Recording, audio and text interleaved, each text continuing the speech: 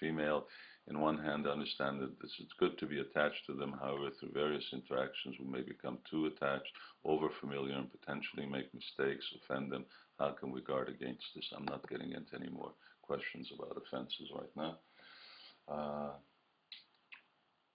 Lord Kapila Dev says, Prasangam ajaramasam atmano kaveo vidhu saiva sadushukrito mukshadharam uparitam. That material bondage is caused by attachment to other living entities. However, that attachment, when directed to devotees, is the source of liberation.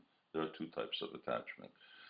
There's attachment to sort of materially facilitated attachment or attachment to our material contacts in this world, our family members, our possessions, our children. The other day I was speaking with a mother and she was saying, well, you have to be attached to your children, otherwise how can you raise them? And yes, that's the case. How can you raise them? How can they feel loved? How can the husband and wife stay together unless there's an attachment? But in a Krishna conscious perspective, that attachment has to be seen in the greater picture of Bhagavad Gita and Srimad Bhagavatam. And that keeps one from being too attached. When we lose that picture, then we become either too attached or then we become detached also, and then there's divorce, as Srila Prabhupada would say. And the other type of attachment is being attached to senior Vaishnavas, sadhus, solely for the purpose that we're getting Krishna consciousness from them.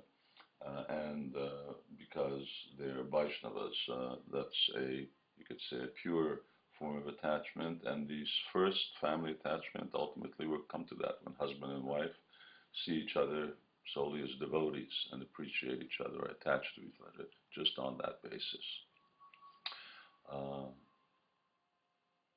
You practice Krishna consciousness properly, chant, hear, and being attached, there's no harm in having that attachment.